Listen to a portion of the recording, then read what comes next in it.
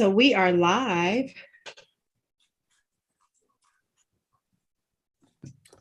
All right. So are we live? Are we ready? I think so. It says meeting is now streaming live. Yeah, I saw a thing. We're right. Yes. Okay. All right. So hello, my name is LaQuita Parks, and welcome to another episode of the Power of Your Story. And I am excited to have today my guest. Her name is Jodiann Wright. And today we're going to talk about it's a sensitive topic. I would say it's a sensitive topic. We're going to talk about the after effects or the lasting effects of bullying. And I think that it's important to have the conversation because there's so much going on in the world with adults, and it leaves one to wonder, at least me, it leaves you to wonder what happened, as they were growing up.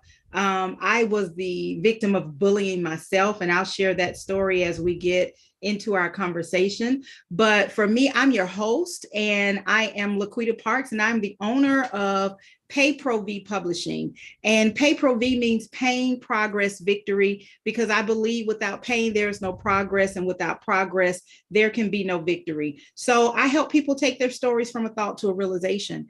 And in the midst of that, I have some healing, either start the healing process or continue the healing process. But it's so important getting your story out. So the power of your story is amazing. For me, I'm a victim of medical childhood trauma.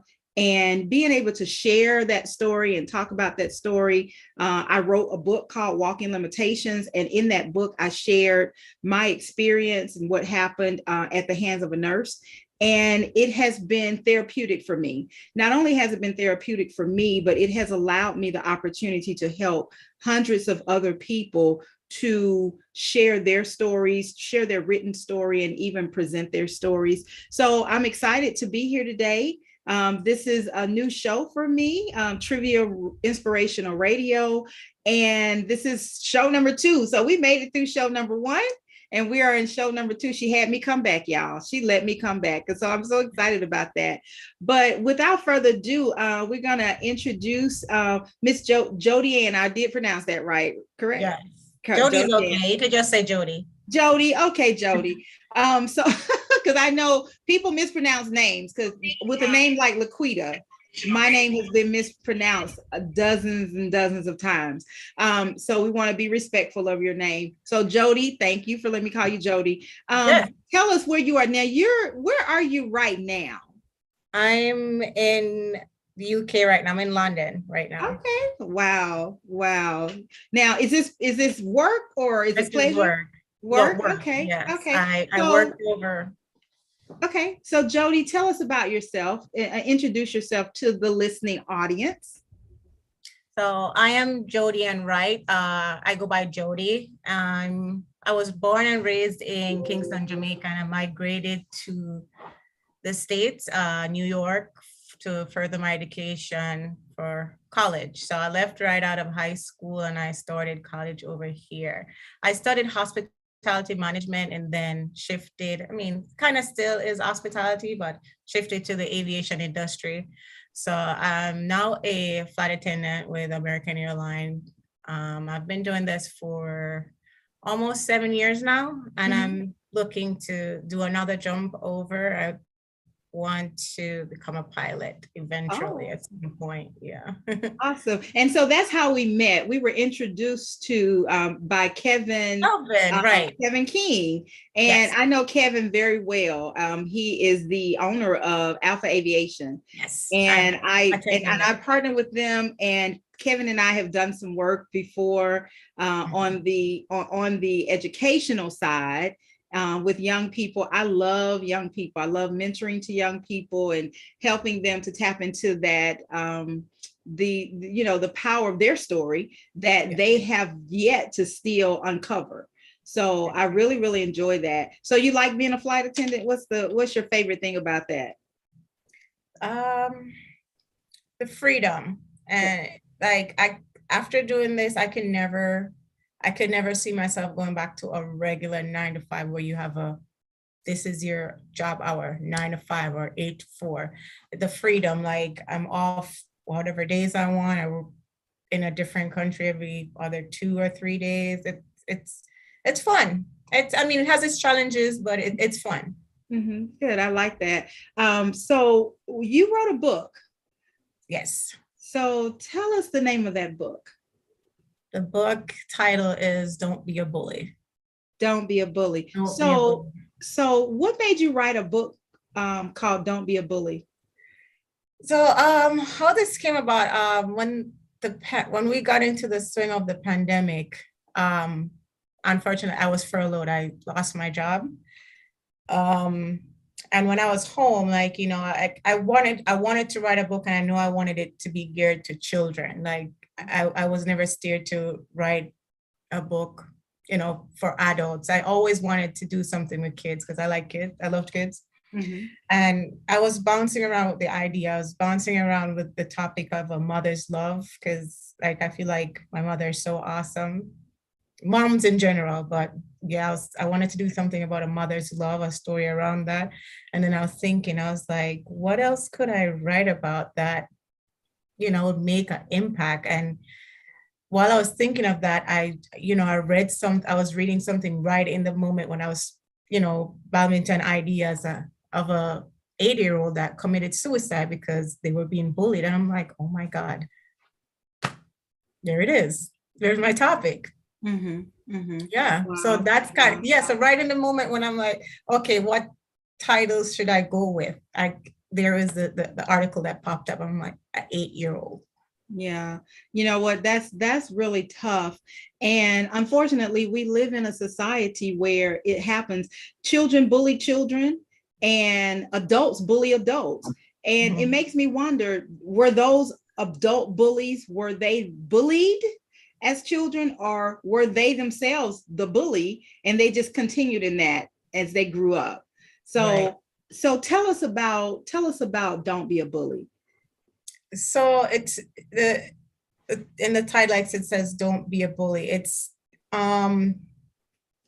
teaching kids, like the story that I told, it's learning how to communicate as a child, like, you know, starting in the home, and you know, how you send out your kids in the home, how they treat each other, how they speak to each other, being misunderstood. Because I find different instances where kids come out and they're bullied, and it unfortunately started in the home. Yeah. So yeah, it started from the home, and they're coming in, either themselves, the kids that are bullying, are being bullied in their house. Because let's face it, like not every single parent effectively. No, you're absolutely right. I know of several people, unfortunately, and I hate to say that, I know several people who have either been bullied or who have been the bully. And you're right, it starts in the home most of the time. I do mentoring programs. So I have a mentoring program, and we'll be celebrating 10 years of the program in June. And I remember I was in middle school, and there was a young lady, and I didn't know, there were two young ladies, and I didn't know they were sisters. One was very, very pretty. Her hair was done very neatly. She was dressed neatly. I mean, just her appearance was really like somebody cared about her. Let's just say it looked like somebody took time to make sure that she was neat in her appearance. And then there was another little girl. She was chubbier. Her hair was disarrayed. Her clothing was wrinkled, and she looked like she needed a little bit more of attention. I did not know that they were sisters. They were sisters. They had the same mother. And the of course the chubbier girl, the one that was not needed her appearance, she was being bullied. And I didn't find that out until the second session, that she was being bullied because somebody else in the class shared. She was very quiet. She was very timid. She would barely speak above a whisper. Her sister, on the other hand, was very outgoing. She was very flamboyant. She was very not aggressive in a bad way, but she was very confident and totally different. And unfortunately, the younger sister, I think they were a year apart, maybe. The younger sister, she was a target because she didn't have a voice, or she felt like she didn't have a voice. And in talking with her, and of course I was blown away. It's like, how are these two kids in the same house, and they look so very different, not physically wise, but in their appearance. One was kept, one was unkept. And that goes back to the home too. So I just started taking some time with her and spending time with her and talking to her and just kind of emphasizing, you have a voice, use your voice, use your voice. Because a lot of times with a bully, if you just say, hey, leave me alone, sometimes they know that you're not a target, then they'll move on.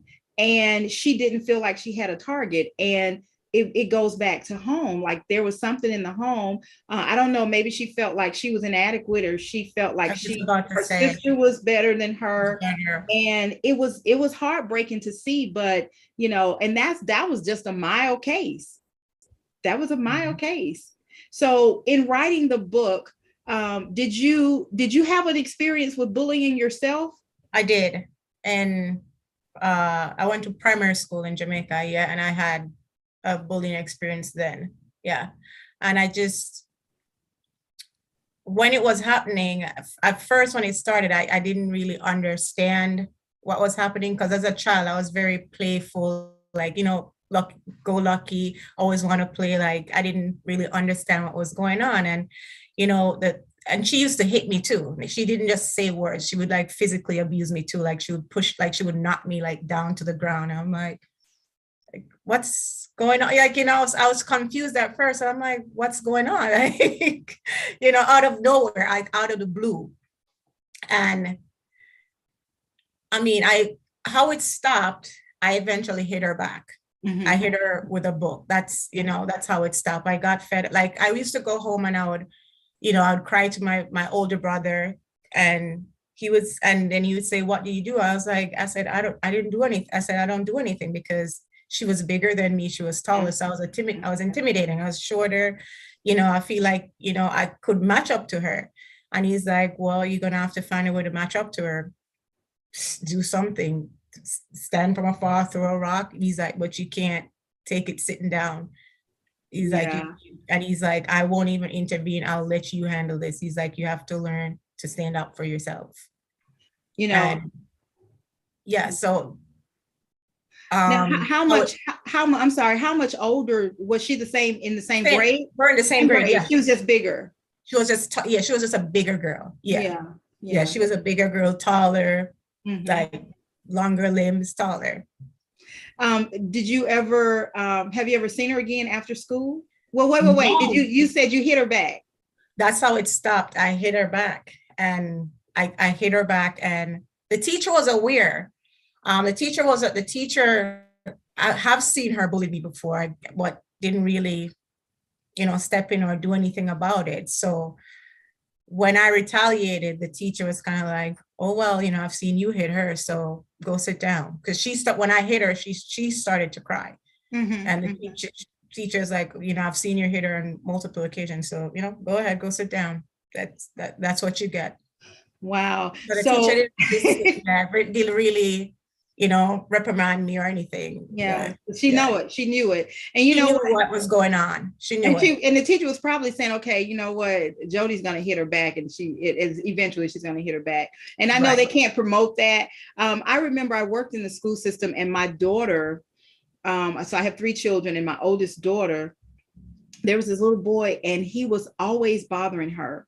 And she would come every day. And I worked in the school system too. So she would come and she would be crying, and she would say, this little boy hit her. And it starts, there's a level. It starts and then it escalates and escalates. Yes. So she would do something, like she would be standing in the lunch line, and he would just push her And you know how if you're holding your tray, he'll push you and your milk will fall on the floor. And it's funny. And you kind of feel humiliated and you pick your milk up and go on. And then it escalated. She would be in the classroom and he would pass by while she's sitting down and he would elbow her.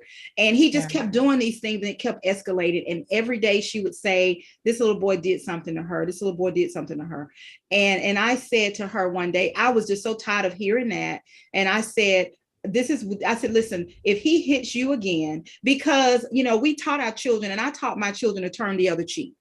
Turn the other cheek. You don't fight, you know, turn the other cheek. You know, you only have one cheek to turn, you know. And I said, you know, if, you know, and I was like, I didn't want them to get in trouble. And, you know, but I was raised, if somebody hits you, hit them back. Right. So when my daughter came, I was like, listen, you know, if he hits you, hit him back. And she didn't want to because she was afraid. Now, it wasn't that he was bigger than her, but she didn't want to get in trouble. You know, don't get in trouble. You'll go to the teacher and you won't be able to play or whatever. So I told her, I said, listen, I said, if he hits you again, hit him back. And so this particular day, they were in PE, and you know how they do, you know, everybody's sitting and they touch you on the shoulder and it's your turn to run. So she was sitting, and while they were doing this, and he came around and he kicked her in the back. And and I guess that was the breaking point, because everybody has a breaking point. She got up, and when she went around and she got to him, she stomped down on his hand. And she got pulled out, and they saw her. She got pulled out, and they didn't see him kick her in the back. They didn't see him kick her, but they knew that he had been terrorizing the school. So they pulled her out. And so they had a little bench where you wait for the principal to go in the principal's office. And so one of the janitors came and said, you know, Miss T, little Miss, they called her Little Miss T. Little Miss T is sitting on the bench. She's in trouble. She's crying. And I was like, okay. So I went and I was like, well, and she was, she couldn't even talk. She was so upset. And I was like, wait. I was like, what? Calm down. I'm in trouble. And I said, what are you in trouble for? And she's like, because and she just started saying, he hit me. And I was like, you're not in trouble. You're not in trouble. I was like, calm down. You're not in trouble. And she, I gotta go to, no, you're not in trouble. I said, you did exactly what I asked you to do. And so when she got pulled into the principal's office, I went in with her.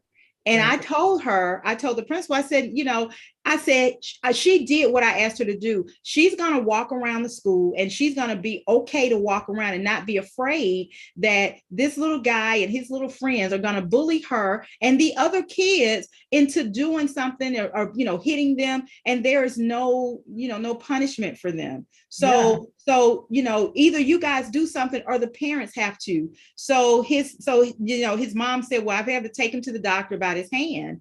And I said, well, I did the same thing. Serve him right. I said, he needs to learn how to keep his hands to himself, and his foot belongs on the floor. It does not belong on my daughter's back. And just because they didn't see him, they've seen all the other things. So it only took that time, and he never bothered her or anybody else again in the school. But you see, that goes to show you the parent is saying like, she had to take him to the doctor about his hand. Where is the conversation about your child walking around terrorizing the school? No conversation. Exactly. And I said, you know what, we have to teach our children, you know, sometimes we can go overboard, but we also have to teach our children, you know, fighting is not the answer. And you know, I don't condone violence, but we also have to teach our children to defend themselves. Because and I had to learn that too, Jody, while I'm teaching my children to turn the other cheek, somebody else is teaching their children to knock the stew out of my child. You know, so there has to be a balance in there, you know, and where's that balance? You know, where's that balance? So we have when in writing your book, how did you come up with your characters in your book? So did you get a copy of it or no? I wasn't. It didn't come. It didn't come in time. Okay, so the main character is me, Like Really? Okay, so I didn't know that. And by the way, I'm sorry, audience, by the way, you can find Don't Be a Bully on Amazon under Jodiann Wright. It's called Don't Be a Bully. Please, please, please go to Amazon and purchase the book. It is a great teaching tool. It's a great conversation. And for those who are being bullied and for those who are bullying, it's an opportunity to learn. So please, please, please go to Amazon, and we'll talk more about that as we get further into the conversation. But how did you come up with the character so the little girl is you? Because I was bullied. So when I zoned in on the topic, like, okay, I want to tackle the bullying issue, it naturally came like, I was bullied when I was younger, and so there was three main characters. There's a girl and two boys. So the main character is me, Jody. Ren, my second character, which was the bully. I mean, he's actually my brother. I hope he's not a bully. Yeah. And the third is a good friend of mine, Danielle. That's kind of like how I came up with the characters. So yeah, they're characters of actual people in my life. Okay. I have my own bullying experience, and it's funny. I shared this story with you the other day when we talked. I had not thought about my bully in years. And so I'm on Facebook, and I've been out of high school. I'm 52. So I've been out of high school 35 years, I guess. And so I'm on Facebook, and Facebook always does this people you may know. So they suggest friends. And as I'm looking at people you may know, they suggested my bully, the person that bullied me in high school. And immediately when I saw her face, immediately my mind went all the way back 37, because I think I was in 8th grade, 9th grade. 38 years. It went all the way back. And it was as if it was that day. I still remember every single thing. I remember every single thing. Yeah. And now as I'm an adult, so I would go, I went to a separate school that my sisters went to. They went to one high school. I went to another high school. And I kind of begged my mom to let me go to the different high school, because I was known as Kim's sister. So it was never, hi LaQuita. It was always, hey, you're Kim's sister. You're Kim's sister. So I wanted to kind of have my own identity. So I wanted to go to a separate school from my sister. And this particular time, man, I wish I would have been in the same school with my sister, because there's protection there. You know what I'm saying? So I remember I had lots of surgery. So any given school year, I was on crutches, or even cane, walker. I was called cripple, grandma, all kinds of stuff. And I remember one time I was trying to get on the bus, and people wouldn't let me on the bus. They pushed me aside, and I couldn't get on the bus, and I had crutches. So this particular time I ended up having to, I had to take a MARTA bus, take a train, and then at the next train station, wait for another bus to go home. And this girl and her sisters, they would push me, taunt me, in my face. And I felt helpless. I was helpless. Here I am, the cripple girl. And I'm like, they were just very, very mean. Talk about mean girls. Yeah. They were mean girls. So I got to the point where I stopped getting the bus. So every time I would kind of, how you would kind of hide, I would kind of hide and hoover around like this at the station until I saw them get on the bus. And once they got on the bus and I saw the bus pull off, then I would wait. And sometimes it would be an hour before the next bus came. So my mom didn't understand why I was always so late coming home. So my mom worked, and my sister was supposed to meet me, and I never told it. So my mom was like, okay, I need you to meet her at the bus station. So she waited for me, and I was still, she was like, what's taking you so long? And so I just said, I just catch another bus. So she told my mom that she's waiting on the bus because, she's being bullied. And so my mom was like, so let me understand this. You would rather wait for an hour at the station than to tell them to leave you alone or to stand up for yourself and catch the same bus. And it's like I would be devastated. I would feel devastated to get on the bus. So I would get on the bus and I would sit at the very front of the bus with the bus driver so that they wouldn't, say anything, because all I had to do was turn my back, and then they were throwing paper and all kinds of stuff. Yeah. And it was very traumatic. And and how it ended is, I think she changed schools. They moved because they just disappeared. They didn't, and obviously they didn't disappear, but that's how it ended. I never stood up for myself with her. Yeah. I never said, leave me alone, because I didn't feel like I had a voice. Yeah. And it's so important. You talked about the 8-year-old that committed suicide.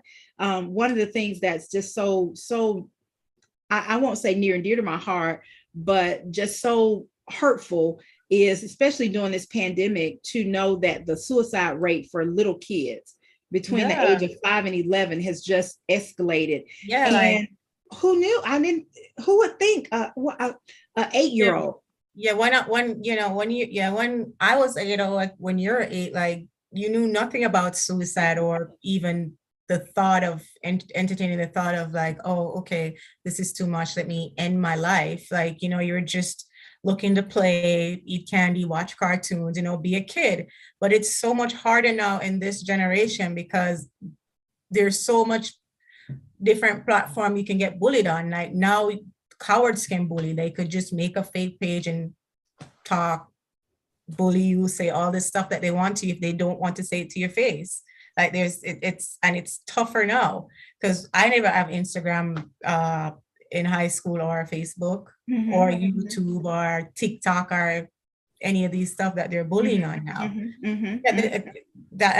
That's those are the most dangerous ones now. Like, yeah, they're doing it to your face now, but they can hide and do it now. Exactly. And you know what? And here's the thing. It's one thing for me to have been bullied and they're on the bus and, the only people that know it is me and them.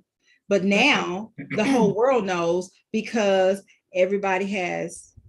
You can see it now, right? They could write whatever they want. They could disrespect you, say all this, and it's right there for it's right there. And you can imagine you sitting there as a child reading those stuff being said about you. Exactly. And you know what, the thing that always bothers me is when you see, there's somebody being jumped on or beat up. There are all these people that are filming, but nobody's intervening. Nobody's helping. Nobody's helping. And it's like, and it's broadcasted, and it's like the popular thing to do now, to post it all over social media. You post somebody's bad day, horrible day on social media, and how do you recover from that? Yeah. So one of the things that I like your book, and I can't wait to get it. Kevin King sent me a message and said that he has to purchase several copies. And I think this is going to be great for him because he shared with us an experience that his daughter was bullied recently at school, and they went, and the thing with that, and I know Kevin, doesn't mind. Kevin, if you're listening, I know you don't mind us sharing this story. It's better to ask for forgiveness than to ask for permission.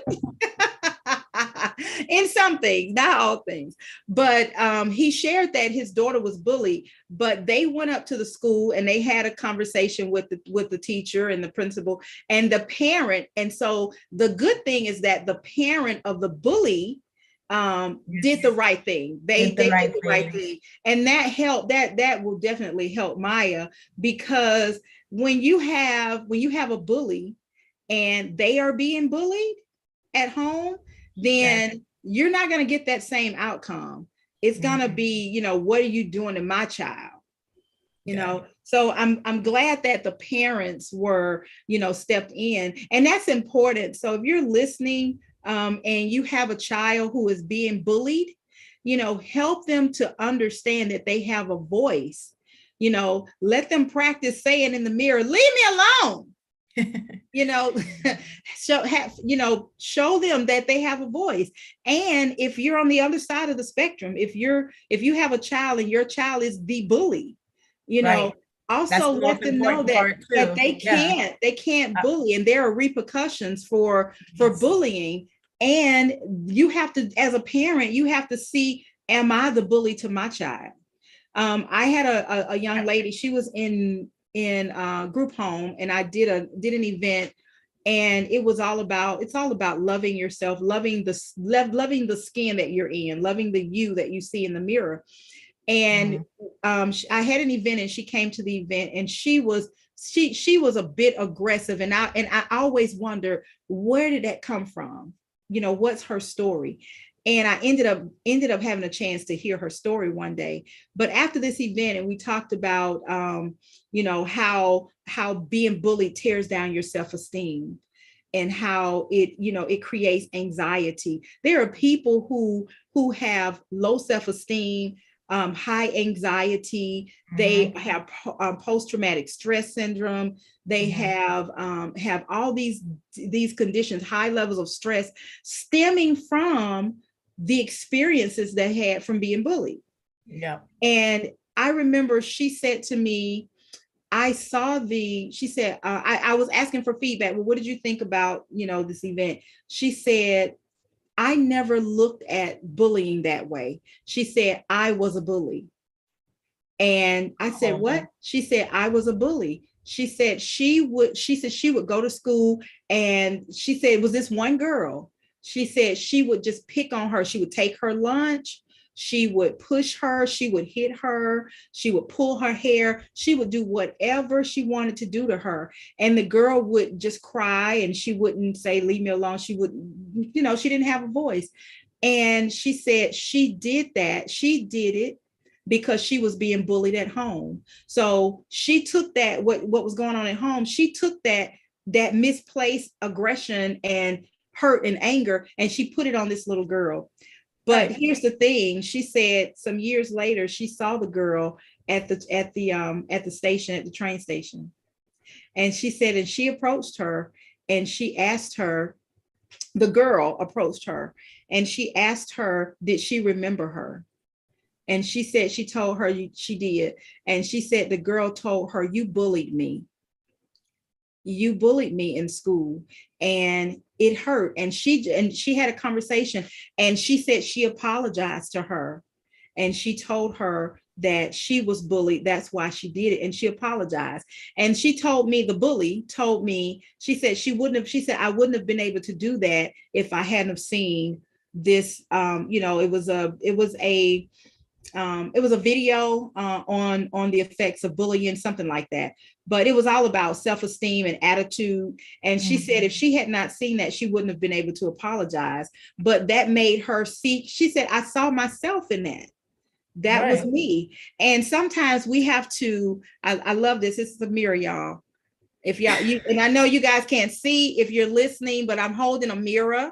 And this mirror says, hey, look at yourself in the mirror, and you have to be the one to say, hey, I'm sorry, I was wrong, I did this. So that's how she was able to ask her bully to forgive her. And it's and that doesn't always happen. It's great if it does happen. Your story where you hit the bully back, and that was the end of that.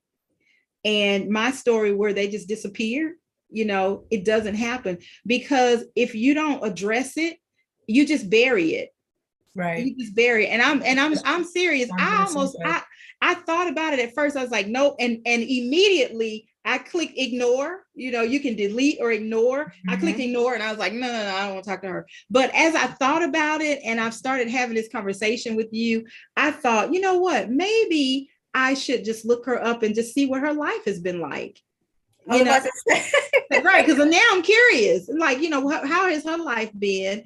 And she had older sisters. So were her older sisters, were they the puppet masters? Were they? So I don't know if that was the case. So it makes me curious. So, So what has the response been? How have you been able to share your story with schools or with a lot of people? How has that been? That's what I've been working on, trying to share it in the school, because it's for that age group, like I'd say 4 to like 8, 9. Mm-hmm. So that's what I've been working on. I haven't gotten into schools yet. I've been doing everything online and virtually, but that's my next step, getting into the school. I actually wanted to get it back into the primary school where I was bullied. Like if I could do that, that would be awesome too. Oh yeah. Oh yeah. Because the characters, the uniforms that they're wearing, that's the actual uniform I wore. Oh, right. Oh, really? Yeah. Okay. So they should be able to identify with that. Exactly. They're going to be like, oh, this is my uniform. Yeah. Because I think they're still wearing the same uniform. So let me ask you a question. When you hit your bully, did you feel empowered after that? I felt better. Yeah, I did. Because I'm like, here I am, getting beat up every day, getting cursed at every day. And to make her feel, even if it was for 2 minutes, the way she's been making me feel, it made me feel better. Like, this is what you were doing to me. This is how I feel. Mm-hmm. Here it is. Mm-hmm. Like a dose of your own medicine. Here you go. Oh, wow. Yeah. And I felt like she got that. Like, I felt like she never, after that, she didn't even look at me.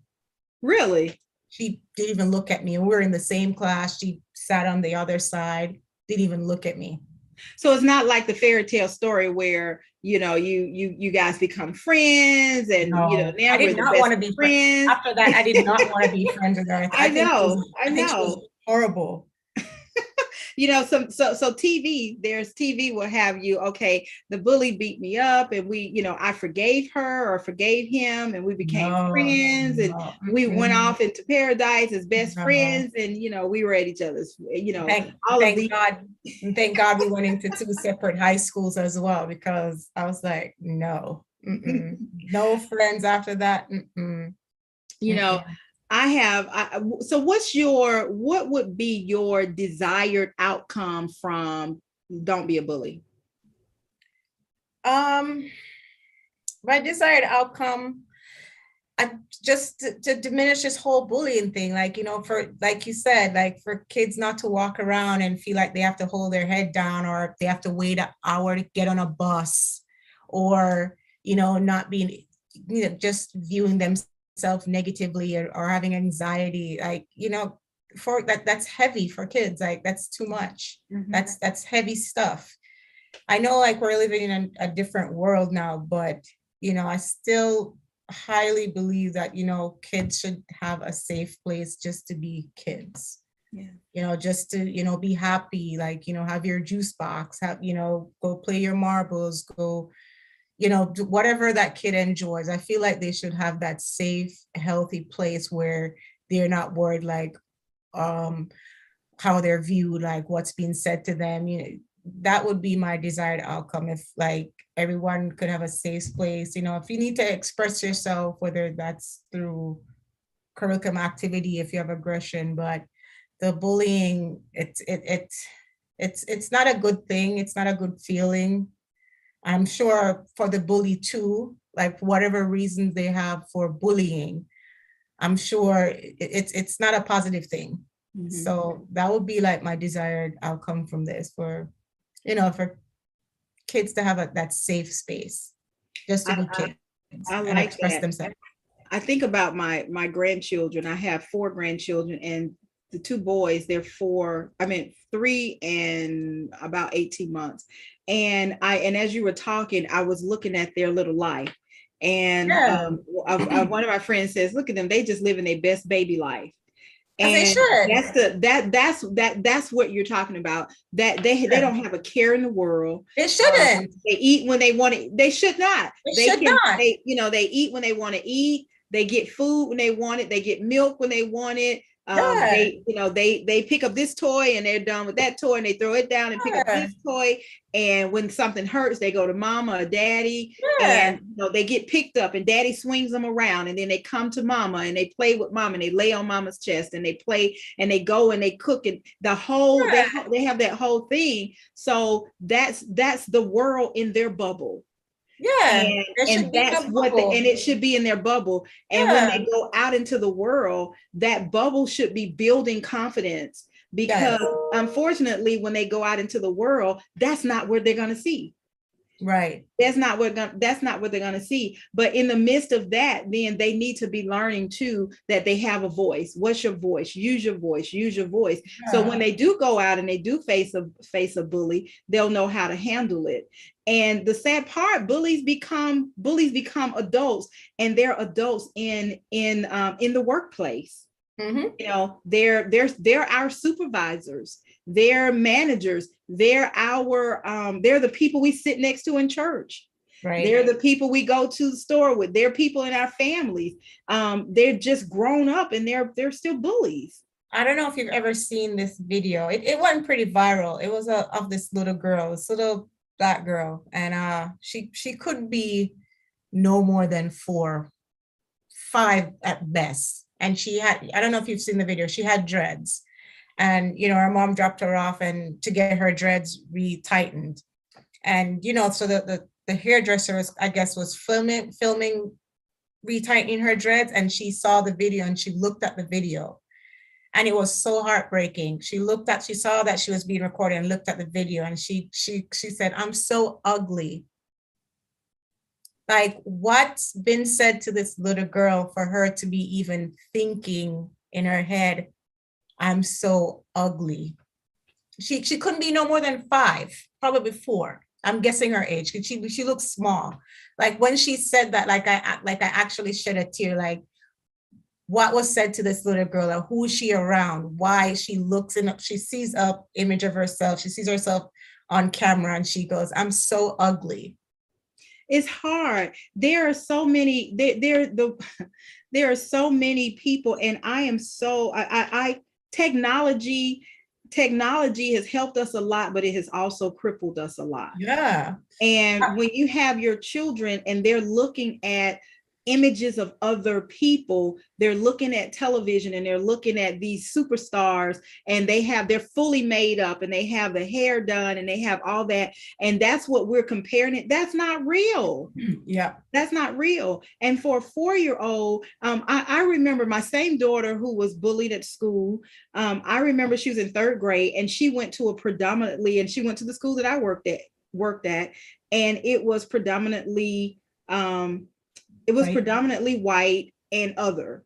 And she was one of, maybe, I think the whole school maybe was 10%, maybe I'd say maybe 10% Black. Okay. And so she would be one of the only Black person in her classroom. So it was time, they have the little pageants, Miss 3rd grade or whatever. And so she said to me, and my daughter's beautiful. She's beautiful. But she said to me, I wanted to run for Miss 3rd grade, but I probably won't win. And I said, well, why? And she said, because I'm not as pretty as the other girls. And I was like, oh, absolutely you are. And so I realized at that time that I needed to change that thinking, because all they saw in school every day were people who did not look like them. And so she saw the long hair, and she was friends with a lot of them, and they were sweet girls. They were really sweet girls, but she was comparing herself to them. And so I knew right then that, this is not going to happen. We're going to have to change this outlook. So right now, and so she's 32 now, and I have a daughter that's 27 and a son that's 30. And I don't know about anybody else's children, but those 3 adult children of mine, they are the most confident. And my daughter is a large woman, and she's confident, she's beautiful, and she's like, hey, this is who I am. I didn't have that when I was their age. And because there are so many other, I have that. and you're beautiful. You are beautiful. And I don't listen, and I don't think I have it because before we came on. And so for you guys who are joining us and you're listening to this broadcast, we are talking about the lasting effects of bullying, and self-esteem plays a whole lot into that. And I'm LaQuita Parks, your host, and I'm here with Jodiann Wright, and she's the author of Don't Be a Bully. And we're talking about, we're sharing our experiences. We both had experiences on being bullied.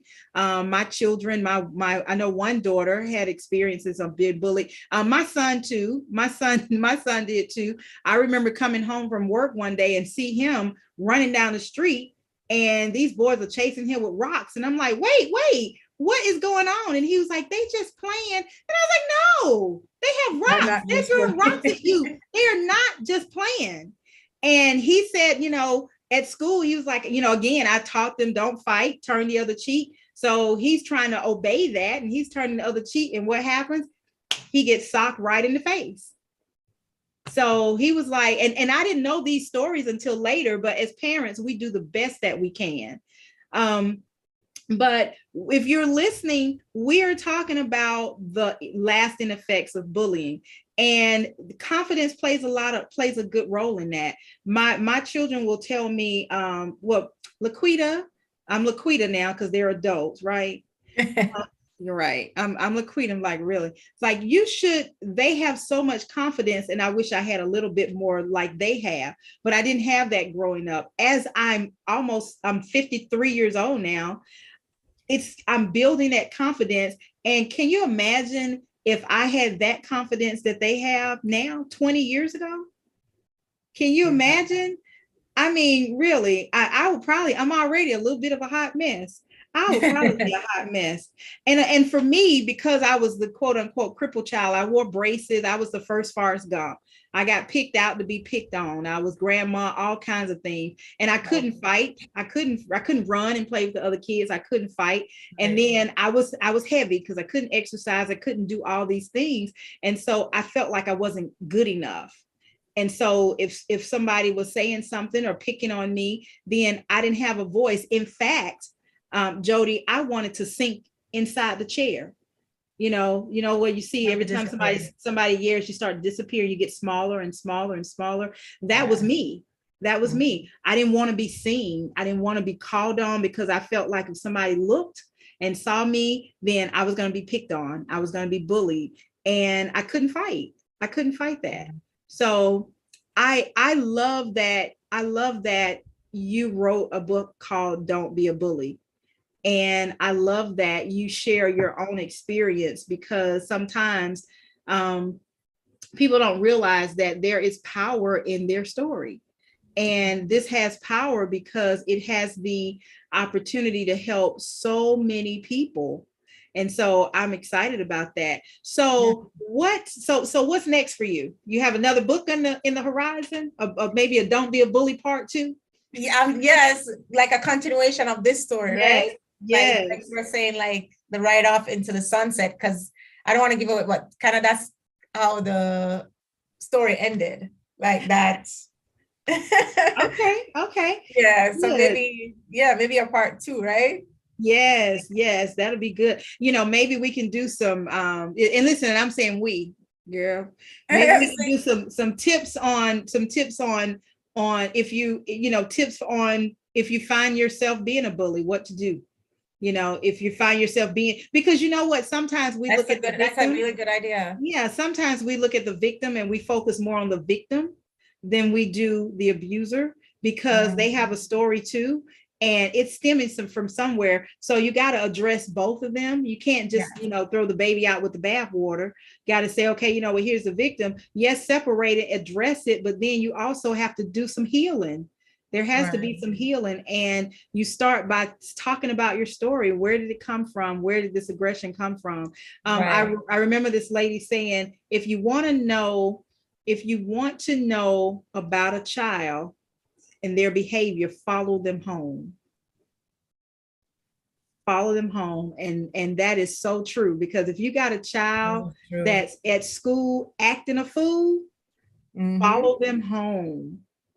Follow them home. It's something going on in the home. Something's going on in the home, and it's difficult. And you said earlier, parenting is a hard job for parents who are committed to the process.